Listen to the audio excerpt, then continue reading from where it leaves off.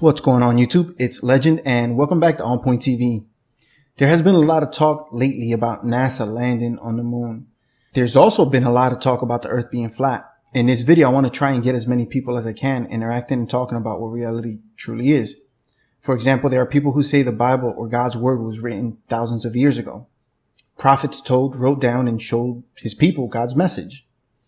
I also met people whom have told me their story about having an experience with God, like that of a dream. So therefore God is real, they say. I mean, in that case, I've had experiences and nightmares with the boogeyman and extraterrestrials in my dreams. So that must be real as well. I mean, I'm not an expert in religion, so please take that lightly. And I mean, no disrespect, but just speaking what reality is. Then there are people like me who think the Bible was written thousands of years ago and prefer to think that I never lived in that time frame. So I'm not going to follow something that I did not see or experience. That to me is what reality is all about. Do things for today and follow your heart as well as living for today, which leads me to wonder, why would anyone believe the earth is round? Or why would anyone believe the earth is flat? Why would people believe what NASA says like they do with their doctors? Is it because of the title or degree they hold? I mean, not to jump off subject, but the number in required vaccines and vaccinations has increased in 2018. But so has the number of cases in autism. Does that mean that vaccines cause autism? I don't know. But I'm going to do my own research and make my own and best judgment before anything else, opposed to continuing to get vaccinated until I learn what it is they put in vaccines and what are the effects, rather than hearing it from the company who manufactures the vaccines and tells me what's best for me. I mean, what would happen to these vaccination companies if their vaccines were all a lie? They'd be going out of business. Whether you like it or not, money is a major influence in the medical industry as well as it is in our government. So let that sink in just a bit before we get into this topic. I don't want to dive into too much details because I want to get right into the story. So let's just take a look at the recent things going on about space, because the same thought process still applies in what I'm about to say. I want to use the recent two examples that I just spoke about just now. Seeing things and experiencing something is now known and is now factual to the bearer until the subject is proven otherwise. Just because you experience something does not mean that others have experienced the same thing that you did or that your experience will be understood. However, and logically speaking, it's just common sense, and just because something is common sense doesn't mean you shouldn't talk about it. In this video, we will hear and see what others have found, what they have been thinking, as well as some of their experiences. The goal is to try and relate to these stories and experiences. I am making the assumption that everything I have said thus far, at some point throughout your lives, you have already thought of. NASA and many other important organizations have said that the earth is round. But is that it? You no longer have interest in wanting to know because the labeled professionals told you so? Well, I'm sorry to bust your bubble, but along with the responsibility and information that agencies and organizations are entrusted with, they too have made mistakes, and to this day still make mistakes. NASA has been airing these programs about the International Space Program along with their crew live for everyone to see. Once aired, these programs are supposedly shown as a live feed in real time. In these live sessions, astronauts are able to communicate with selected viewers and answer questions. During these sessions, they have made mistakes, and that's okay, right? Because we're all humans. These live sessions are viewed and recorded by those watching the program. Specific actions were made by the crew members, which appear to be mistakes. For this reason, we need some explanations, which we are not getting from NASA, or the things that NASA say simply doesn't add up when trying to give an explanation. The crew member here clearly grabbed something that was attached to his buddy's pants, and frankly, it looked like a wire possibly attached to some harness the astronaut was wearing. So it appears that NASA isn't telling us the truth whether they're using wires or not. But let's go back to what I mentioned earlier. Reality says, as well as it being obvious, that what we just saw and witnessed was a wire that without a doubt was attached to the crew member's pants or harness that possibly was under his pants that we could not see. Despite not knowing what it was, I will make the assumption that NASA was lying about being out in space. Now, if you want to believe what NASA says, then that's on you. However, until I get a reasonable explanation as to what I saw, then in my opinion, it just never happened out in space. If you think that wasn't enough, then here's another clip.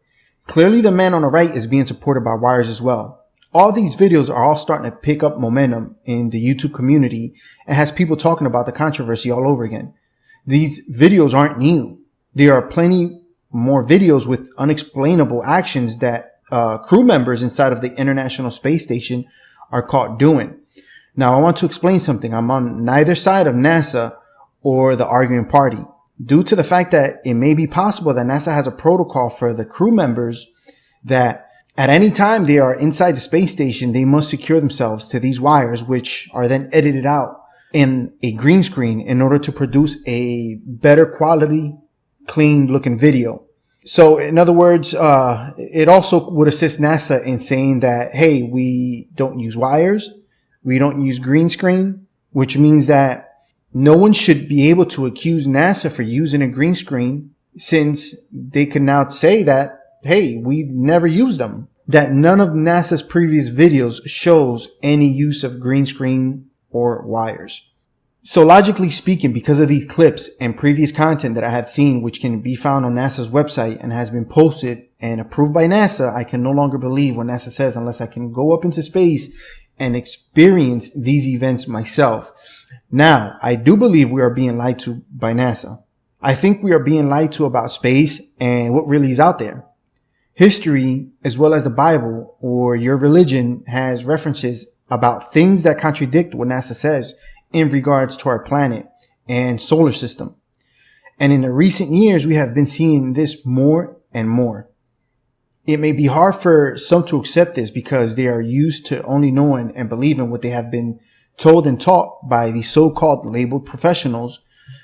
And when I say labeled professionals, I mean astronauts, government officials like NASA, doctors, teachers, etc. But if the public or non-believers took the time to listen to what other people have presented, whom have put in so much time into this research, then maybe they would begin to question what reality truly is and whether we are being lied to or not. Now, I know I mentioned earlier that I live for today. However, I just simply don't believe everything that people say in today's time. Instead, I choose to listen to what they have to say in order to get a better understanding, to then at a later time make a better decision and judgment on the subject matter. Now, if you saw what appeared to be a flying disc and told someone about it that has never seen it, then they will simply say you are crazy or that no such thing exists unless it was ours. But yet you know what you saw. I wanted to share this video with you guys and would like to get your input on this. Ladies and gentlemen, welcome back to another video here at my channel, Jesus Truth. Thank you very much for stopping by. So I have a question for everybody.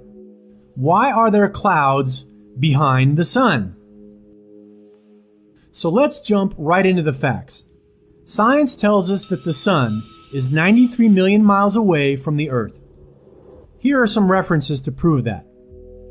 From space.com, how far is the Earth from the sun? The AU, or astronomical unit, has been defined as 92,955,000 miles. From coolcosmos.com, how far away is the sun? The sun is at an average distance of about 93 million miles away from the Earth.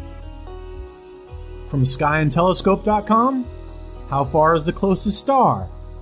The simple answer is that the sun is the closest star to Earth at about 93 million miles away. And from universetoday.com, the Earth is 93 million miles away from the sun.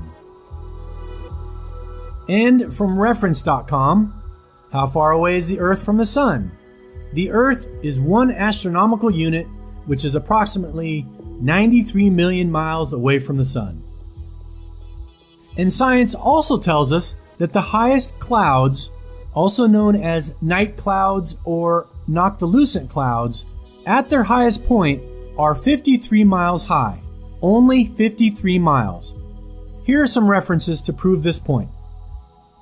From wikipedia.com, Night clouds, or noctilucent clouds, they are the highest clouds in the Earth's atmosphere, located in the mesosphere, at an altitude of around 47 to 53 miles high. Next we have from earthsky.com, what are noctilucent clouds?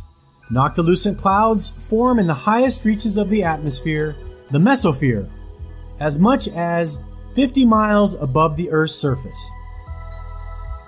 And from atmosphericoptics.com, noctilucent clouds are also called polar mesospheric clouds. They are 50 to 53 miles high. And also from AccuWeather.com, what are noctilucent clouds? These clouds appear during the summertime in the polar latitudes about 50 to 56 miles above the Earth's surface. So knowing these two facts that science tells us, that the sun is 93 million miles away and the highest possible clouds are only 53 miles high, let's watch this compilation of videos that clearly show that there are clouds behind the sun. So please enjoy the videos and the truth that they expose. I will be back after with my follow-up comments. You're going to see the sun here. Now notice the clouds are behind the sun. You can clearly see that the clouds are behind the sun, which obviously, 91 million miles away? Impossible unless it's closer, which, as you can clearly see there, it's a lot closer. You can see the clouds behind there.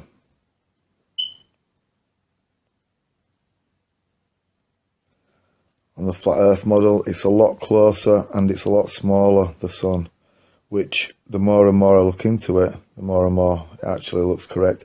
As you can see on this one here, the cloud bank there, the dark cloud bank, clearly goes behind the sun, which basically for me means that a lot of land is being hidden.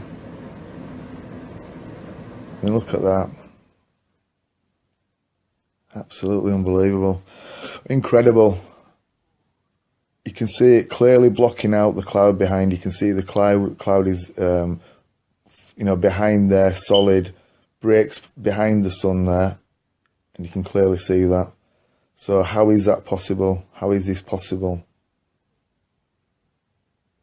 Here again, let's have a look.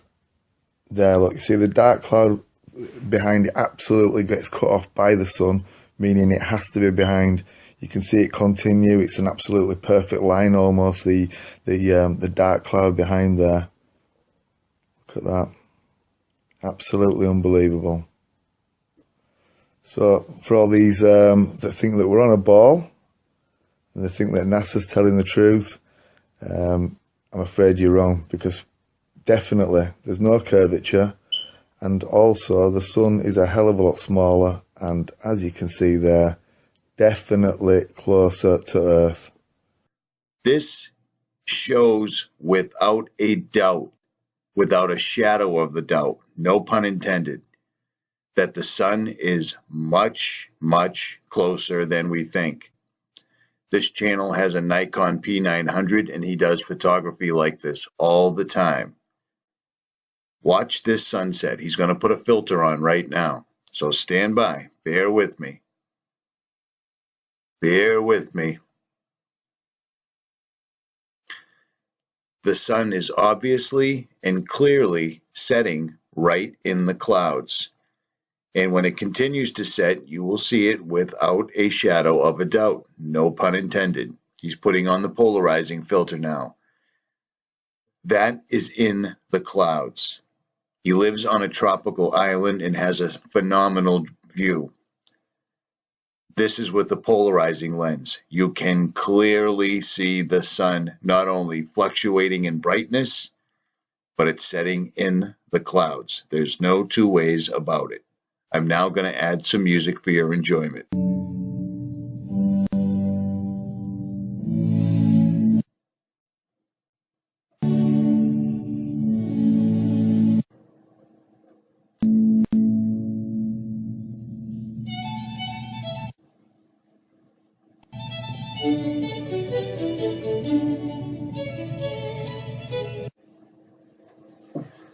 Unbelievable. Rebuffering is an MFer.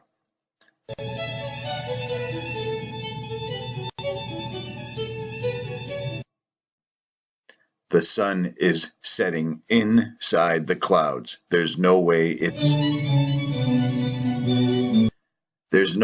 even 3,000 miles away. Sorry to break it to everybody, but it's right there. Do you see that? Without a doubt. I've seen the same in the mountains, but I was unable to get it on video. This guy has, and he's done it numerous times. Not only that, but disappearing chemtrail airplanes. Absolutely unbelievable. The sun just set in the clouds, and this is not the first time. Unbelievable.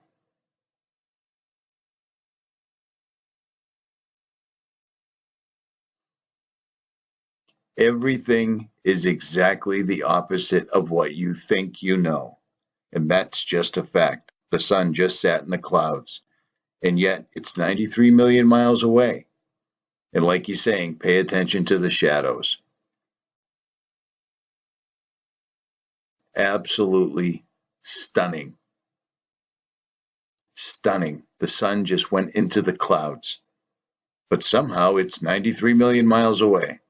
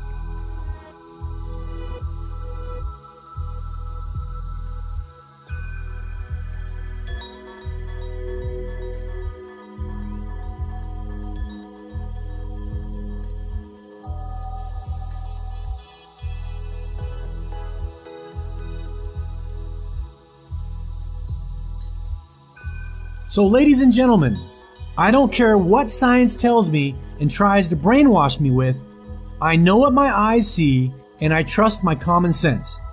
The sun is not 93 million miles away. If the highest possible clouds are only 53 miles high, why is the sun grouped right in between the clouds, and why are there clouds behind the sun? Science has no answer for this, and they never will, because they are lying. So how far away is the sun? I don't know. Some flat earthers are saying it's 3,000 miles away, but I'm not sure about that. What I do know is that God put the sun, moon, and the stars inside the firmament, and it's a lot closer than science tells us. As it says in Genesis, "And God said, let there be lights in the firmament of the heaven to divide the day from the night, and let there be for signs, and for seasons, and for days, and years. And let them be for lights in the firmament of the heaven to give light upon the earth. And it was so. And God made two great lights, the greater light to rule the day," obviously that's the sun, "and the lesser light to rule the night," which of course is the moon. He made the stars also. It's time for the world to wake up. We have been lied to our entire lives, and it's time for us to start trusting our own eyes and trusting what our senses are telling us. So thank you very much for watching this video. Don't forget to subscribe to my channel, and please share this video with your friends and family to help spread the truth. Also, stay tuned for my next mind-opening video that will set you free. God bless, and I will see you next time.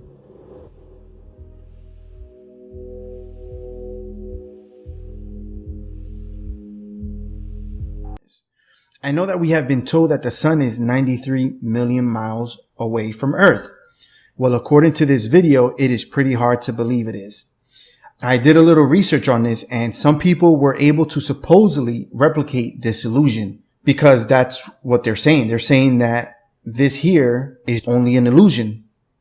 The people that replicated basically said that the sun is so powerful that it can shine through the clouds, giving the illusion that the clouds are behind it. Well, that's great, and good job on the replication of the sun shining through the camera film that was used in place of clouds, but I will not be driving out of my way to buy said products to put this to the test. And even if I did, then the small lamp needed to test this theory is far off in terms of energy output compared to our sun. Let me know if you think it's possible that the sun can shine through the clouds, or should it be impossible unless the sun was much closer than 93 million miles away. This is something that gives more credit to the flat earth theory. Now, my eyes saw that the clouds were directly behind the sun. Now, I'm not believing NASA, and I'm not believing that the sun is much closer than what NASA claims. I'm just simply stating that I am unsure. The flat earth theory would make more sense with everything we have seen as well as not see or experience ourselves thus far. What I mean is that we haven't been back to the moon. The sun being in front of our clouds, like I just showed you, wires being used inside the International Space Station, which is supposed to be out in space, some type of force field that is similar to the firmament, which is talked about in the flat earth theory, which is the dome that protects us as well as keeping us inside Earth, where objects like rockets can't penetrate. The Area 51 or Roswell incident, and the military saying they recovered a saucer along with extraterrestrial bodies before they retracted that comment. Objects stopping in mid-flight and accelerating in the opposite direction of speeds that is faster than anything we know of after what appeared to have been something being shot towards it. Chemtrails, CERN, vaccines, HARP, you name it, the list goes on. All of it goes well with the flat earth theory. But again, just to remind you, I'm still not believing the flat earth theory until I do further research. I'm simply saying that you guys, if you haven't heard of the flat earth theory, you should definitely listen to it. And I'm going to be providing you a video on it that will help you understand it a bit more. So what proof does anyone need? It just seems at this point that a spokesperson from NASA could announce the discovery of intelligent extraterrestrial life and someone would spark controversy about it and say that it's fake. But now changing the subject to the flat earth theory, I decided to listen to the flat earth theory a few months ago. And what I've learned was that at some points in our history, and most religion, if not all, refers to the earth being flat and speaks about the firmament. I will play you this video in just a second because the flat earth theory isn't just that easy to dismiss. A lot of it is common sense, but the video also goes through some very good points in which I'm currently researching. So before I go, I just wanted to end my portion of the video with saying that I don't want to change people's minds or hearts, but just wanted more of us to accept each other's views, as well as interest in people to sample the world and the many minds and rich history there is. We are all humans and think alike, and it's okay to be wrong. Making calls and judgments on the things you see is okay. Being corrected from making a bad call or judgment is also okay. This is how we live and learn as human beings. If you enjoyed the video thus far, please like and subscribe and comment down below if the video coming up impacted you or made you doubt in some sort of way. Don't be afraid to share this video. Until next time, I'll see you guys later. I'm out.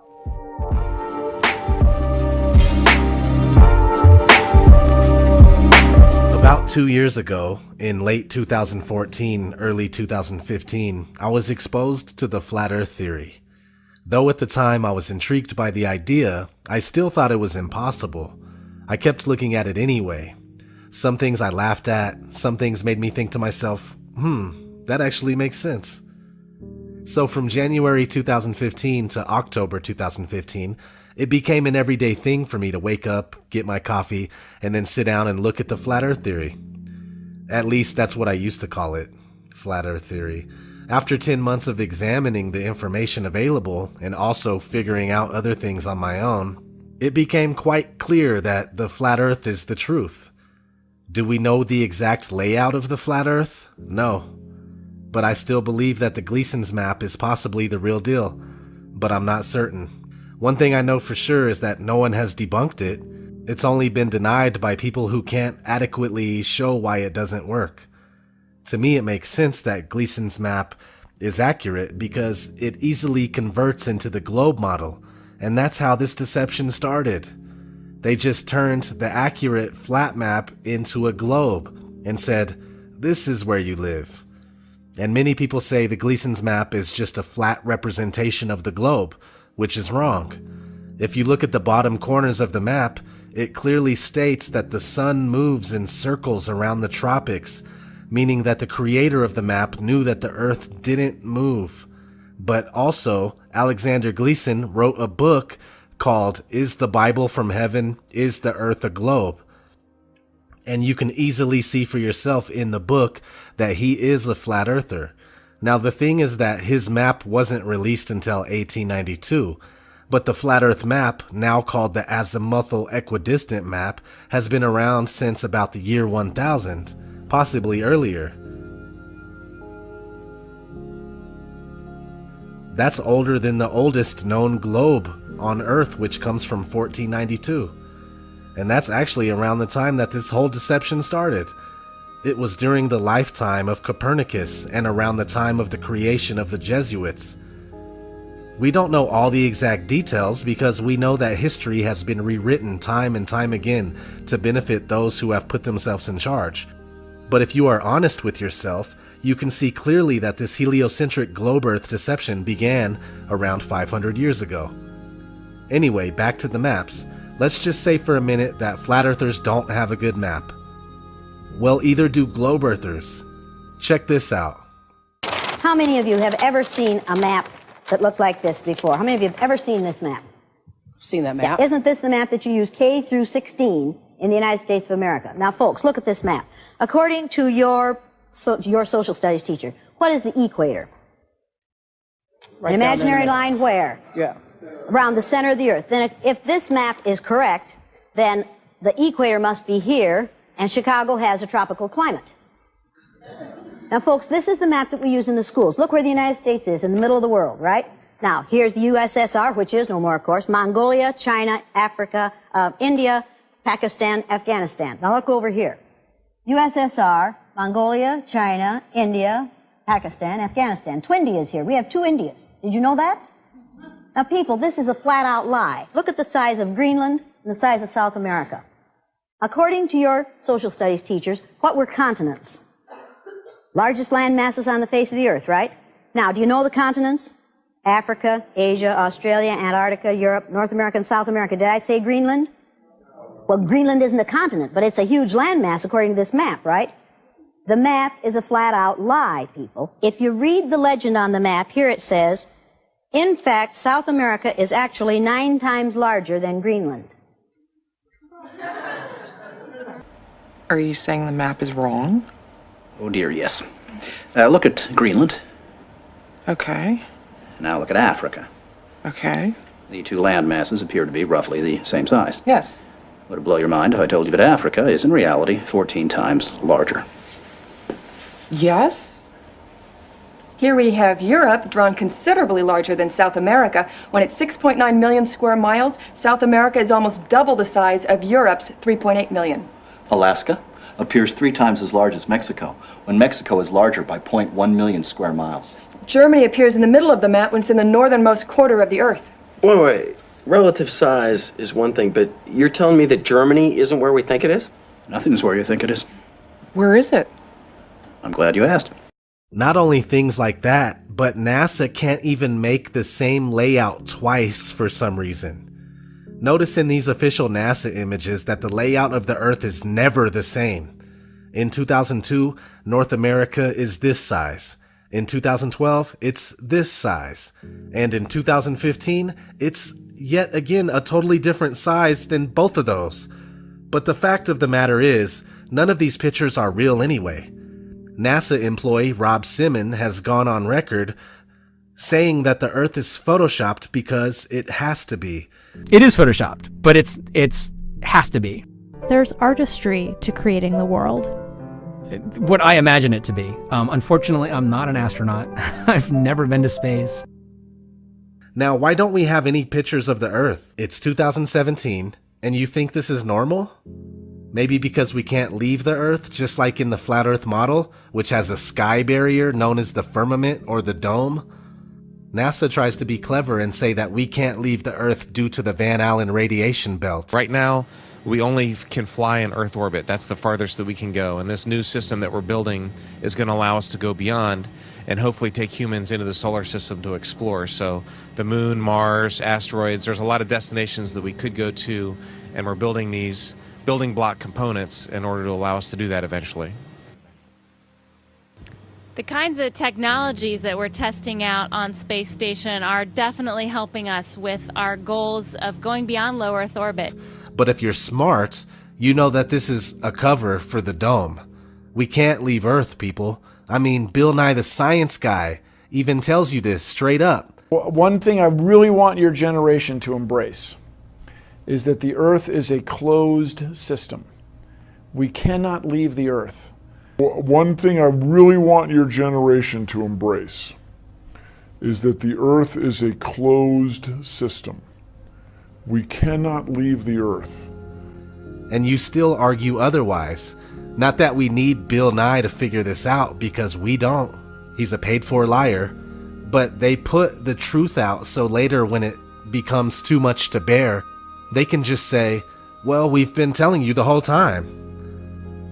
But you act like you don't hear it, and you just make excuses for why they say these things, and it's ridiculous. You can observe for yourself that water does not curve. And this is funny. People will say that raindrops prove that water does curve. But have you ever seen a gallon of water in the form of a sphere? Let alone 326 quintillion gallons of water? Well, at least that's how much water they tell us is on Earth. Should we believe them? Probably not. But we do know that it's a lot of water. Either way, you've never seen any experiment show that a good amount of water can curve or take the shape of a sphere. So your raindrop argument doesn't work. If you actually take the time to look into the flat Earth and all of its angles, it becomes 100% crystal clear that we do not live on a spinning ball flying through infinite space. Some folks say that it would be impossible to be nighttime and daytime on a flat Earth at the same time. But if you actually looked, then you would know that it's completely possible. Because the sun is closer and smaller, day and night at the same time, just in that area alone. Of course it would be possible on a bigger scale.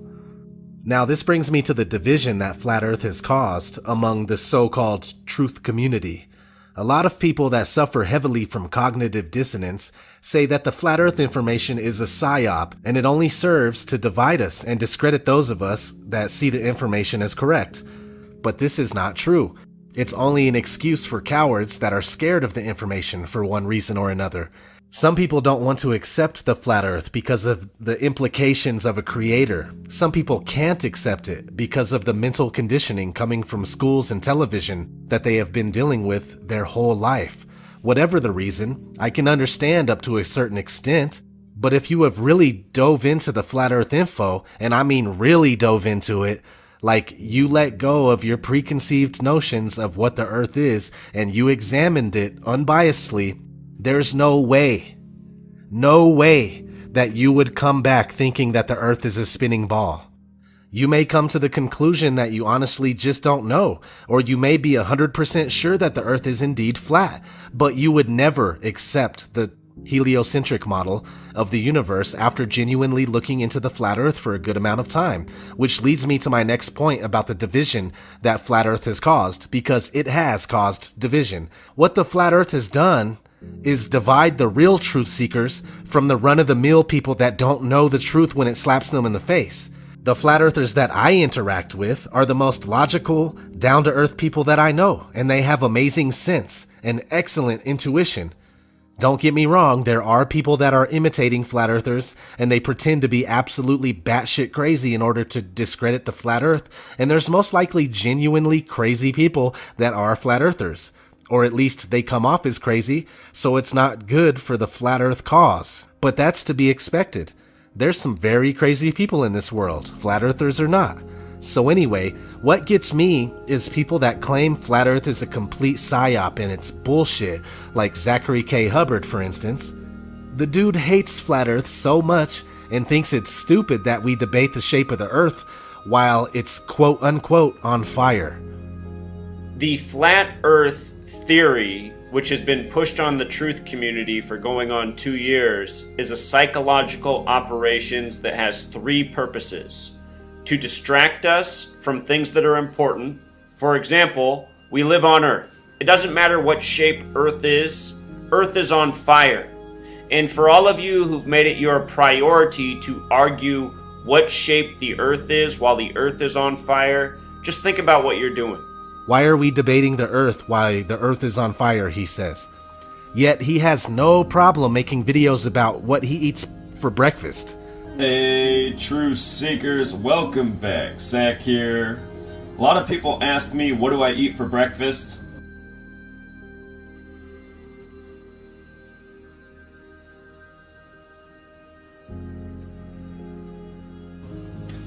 I'm a routine guy. I eat the same thing almost every single day, and this is just how I make it. I normally have oatmeal and tea for breakfast. I don't use instant oats, I use regular oats, but I make it just like this. I just pour hot water straight from the teapot.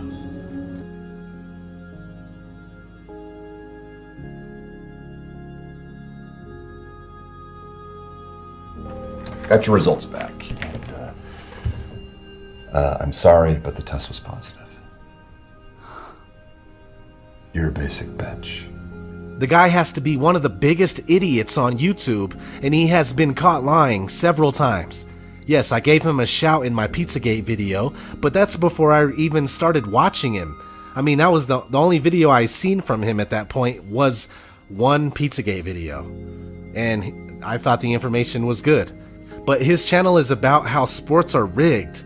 And you can tell by using gematria on the games, dates, players, and whatnot. But he has never had it right anyway. He had the Giants and the Colts for this year's Super Bowl based on that information.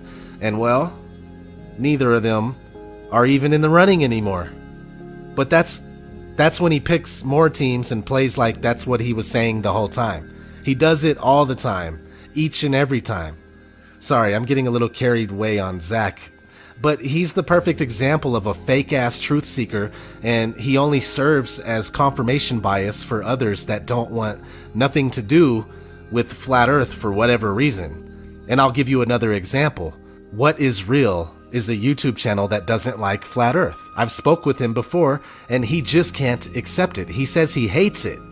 Here he is on one of Zachary's videos expressing how the Flat Earth makes him sick. First off, emotions don't have a place in the truth movement. Second, when anyone makes an anti-Flat Earth video, he's on it, ready to support, because it's reinforcing his belief in the spinning ball Earth, which is all he wants to hear. He wants to hear what he already believes. He doesn't want to hear the truth. He doesn't want to accept the truth, not what the actual truth is. Now, people like that don't belong in the truth movement. Therefore, the division is okay by me. Flat Earth has given me good reason to pay attention to people. It's simple, really. If they are flat earthers, then they have the ability to overcome cognitive dissonance. Therefore, they are sincere in their pursuit of truth. Not all flat earthers, though, because some are obvious shills.